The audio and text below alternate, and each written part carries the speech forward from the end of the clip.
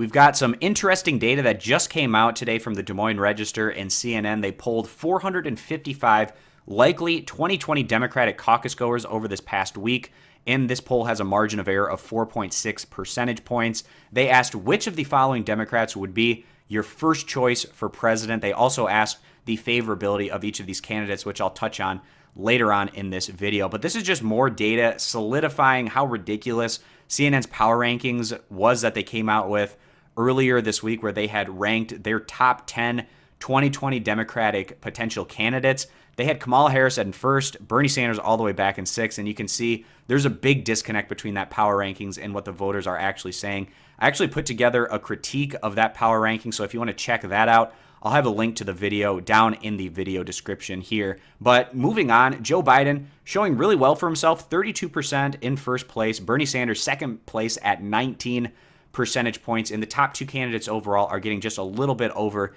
50% of the vote at this point in time. And then amongst the rest of the pack group, Beto O'Rourke doing pretty well for himself, sitting at 11 percentage points.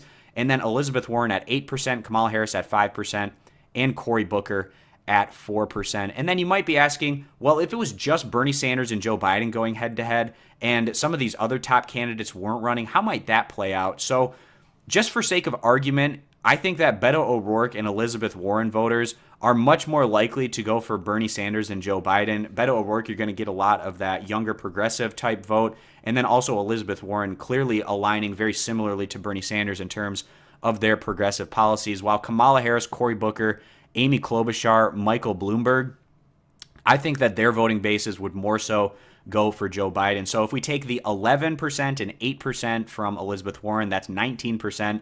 Added to Bernie Sanders' 19%, that puts you up to 38% overall of what I figure to be anyways a little bit more of the progressive type voter. And then we have Kamala Harris at 5%, Cory Booker at 4%, so that's 9%, Klobuchar 3%, that puts it up to 12%, Michael Bloomberg 3% puts it up to 15%, and if you'd add that to Joe Biden, it would get him up to 47 percentage points. Now, clearly, obviously, 100% of each of these different candidates wouldn't go for either Bernie Sanders or Joe Biden. There would be a split, but I think in general that might be how things would play out.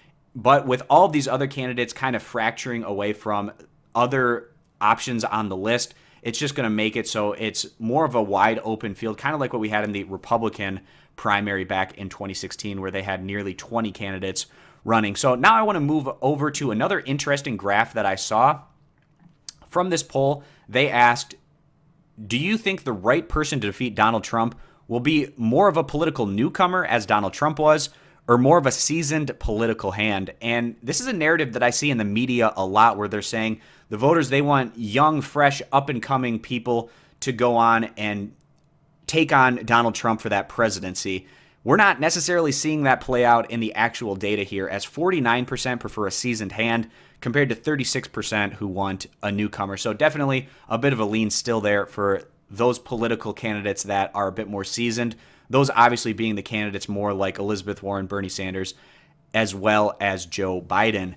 And now I want to move over to the favorabilities of the top 6 candidates. Some interesting stuff there, so I'll move that over on the screen. And I'll just go right from first down to 6th place. So starting off with Joe Biden, he's doing extremely well here with his favorabilities. 47% very favorable, 35% mostly favorable, so 82% overall favorability compared to 15% unfavorable. Now going to 2nd place on the list, Bernie Sanders, I would expect his unfavorables to be a bit higher than Joe Biden, because as Democratic voters, you have to remember back in 2016, there was a lot of angst among the more moderate Democratic voters and Hillary Clinton supporters that just didn't like the fact that Bernie Sanders wanted to have it be a democratic process in the 2016 primary, and they feel like he single-handedly hurt her chances to go on and win the presidency. So there's definitely a bit more angst there, so I'd be surprised if Bernie didn't have higher unfavorable numbers. So moving down to Bernie Sanders, and as you can see, still really strong numbers overall. 43% very favorable, 31% mostly favorable, 74% overall. But again, those really committed Hillary Clinton voters, I expect them to be mostly making up this very unfavorable category anyways, but 22% overall. Not bad, obviously, by any means, but a little bit higher than where Joe Biden was at in terms of those unfavorable numbers. So then third on the list, we had Beto O'Rourke.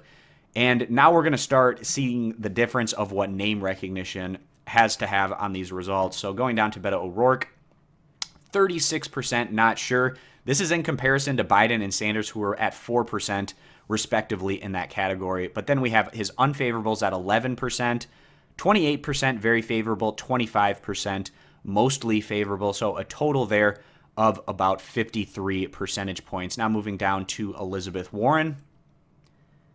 And she has 20% unfavorable, 16% not sure. And again, this is one of those things where Elizabeth Warren has a lot more name recognition than the rest of the pack category.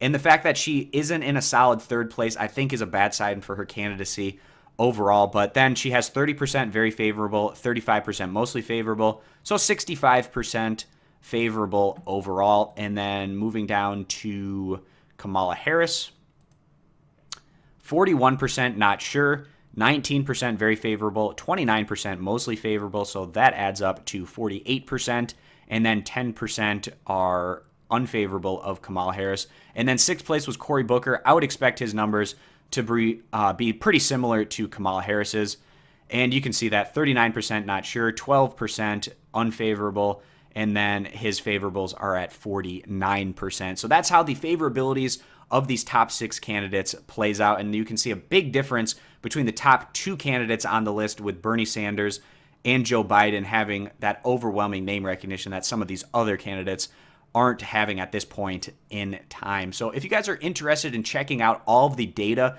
from this Des Moines Register CNN poll, I'll have a link to it down in the video description. Consider subscribing for more, and I hope to see you guys back here for future videos.